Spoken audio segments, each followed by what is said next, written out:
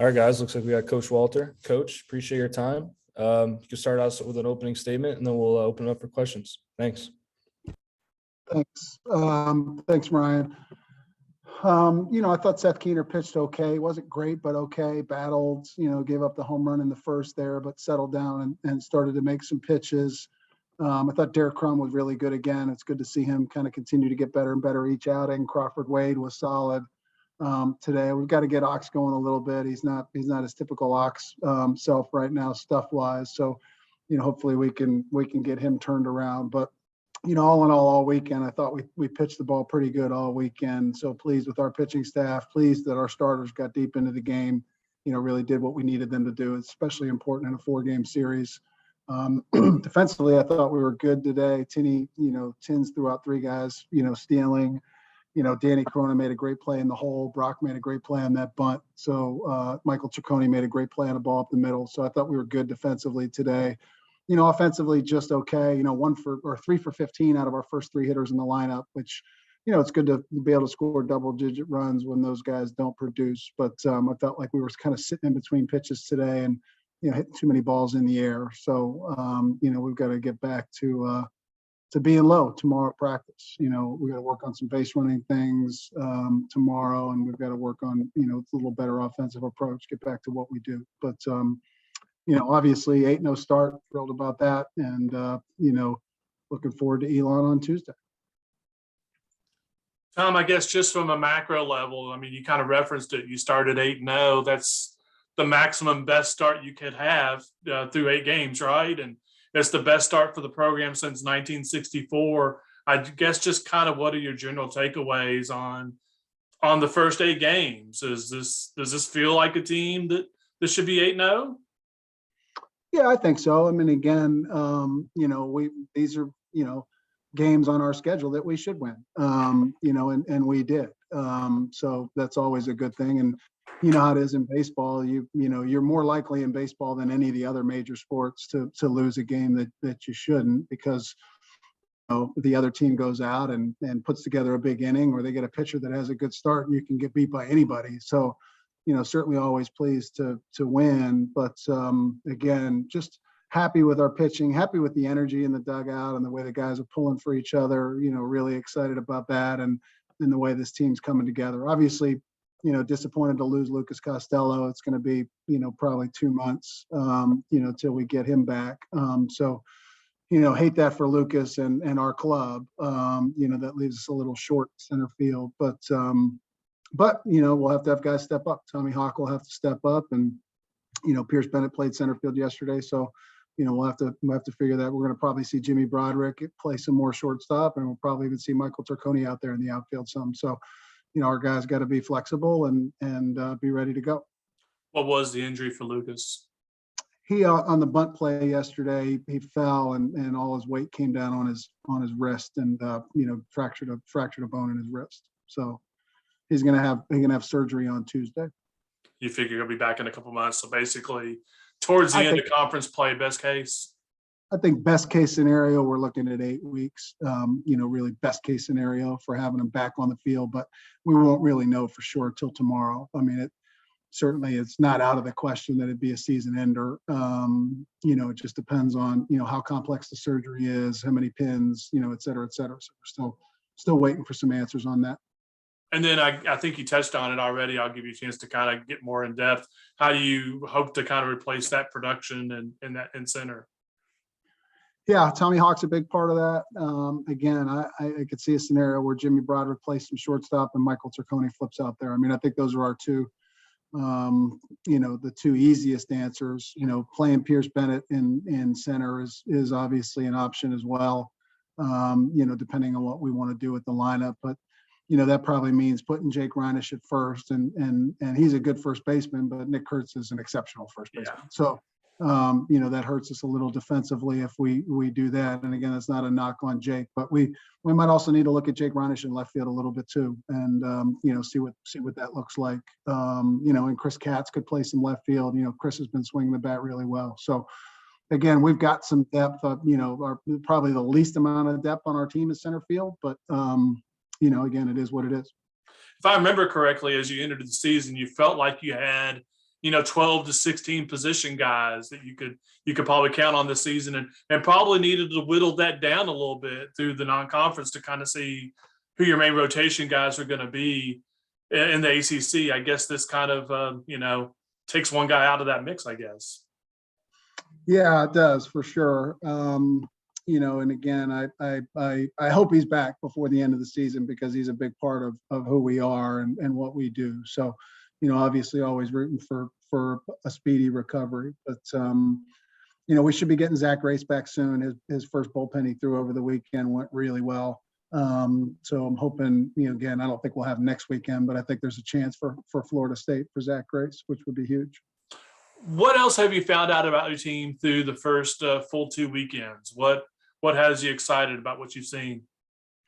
Well, I was happy we came from behind twice. We've only had to really do that twice. I mean, we were behind, down 1-0 today, but early. But yesterday's second game of the doubleheader, and quite honestly, that game against Virginia Commonwealth, those are games that we maybe in the past would have lost. But our guys found a way, and they stayed positive, and they didn't change who they were. They didn't go up there and try to do too much. Jake Reinisch yesterday with the home run to get us to 4-3 was the big swing of the game. And I thought Jake had the big swing of the game today to get us tied up at 1. And then, when it was 5-2, Jake came up with the bases loaded and hit the line drive over the shortstop's head to get us to 8-2. So Jake's been swinging the bat really well. So when you get that kind of production out of the 8-hole guy, I mean, you got a pretty good lineup. It seems like your guys just in general are being really patient. Drew 9 more walks today. Is that kind of what you're looking for out of this club? And does that show a pretty good amount of maturity for what many would say is a young team? Yeah, for sure, Les. I mean, it's something our walk to strikeout ratio, both on the mound and at the plate right now, is really good. I mean, again, it'll be harder to maintain that once we get to conference play, but we've got it where we want it now. And that's a huge point of emphasis. Free 90s. If we, you look at statistically over the years when we win the free 90 war, and we've got more walks offensively and less errors defensively than they do, we tend to win those games. So, again, college baseball is a kind of a war of attrition, and if you can limit the mistakes and the free bases, then you're gonna give yourself a good chance to win every day. Tom, on that maturity front with the young guys, it seems like they can walk up there 0 for 2 and not get into panic mode and say, I better do something really good here because it's all riding on this at bat. They seem to continue to put good at bats together later on in the game, even if they haven't had success early. I couldn't agree more, Larry. I was really pleased with Danny Corona today because his first couple at bats were not very good.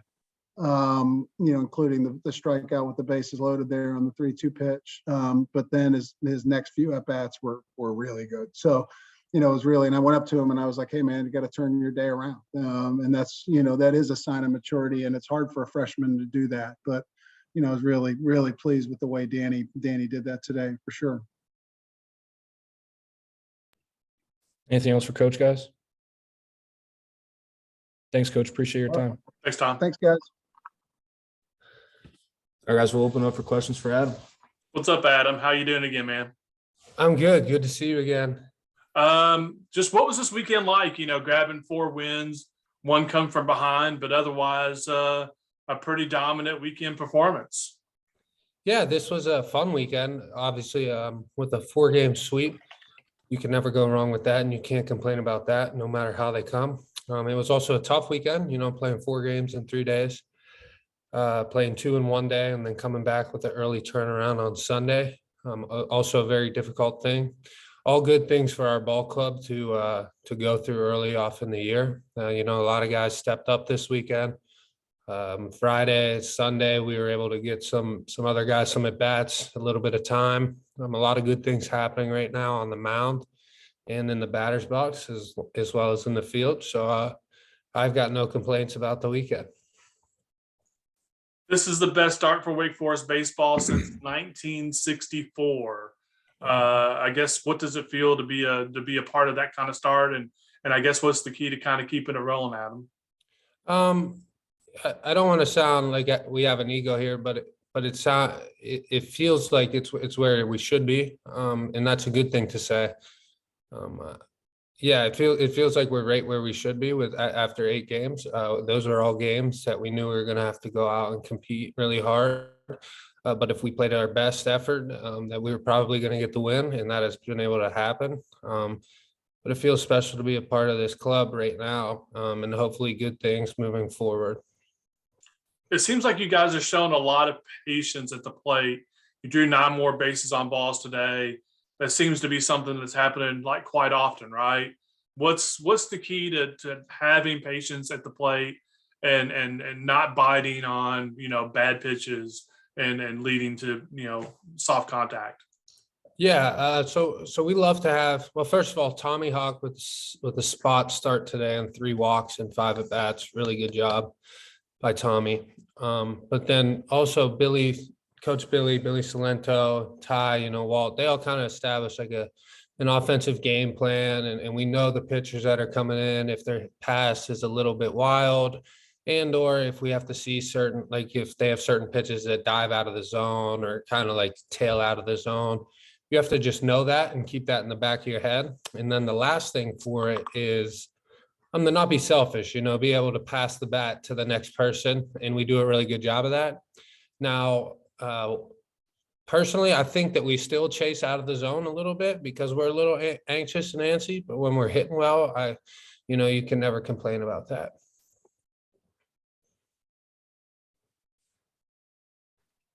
Adam, Les mentioned that this is the best start since '64. You've watched football and basketball and the excitement that they've created. Do you guys ever talk about that and say, hey, let's get some people out to the couch and do some things and build on that? Yeah, that's a pretty interesting question because I was just having that conversation in the locker room. Obviously today it was a rainy day. It was a Sunday early. People have things to do, getting ready for the week. But I keep saying, if you build it, they will come, and that's been true for both of the other sports, all the sports here at Wake Forest. The more we continue to win, the more student support and the more community support you get, and that's nice to have, but you have to earn it.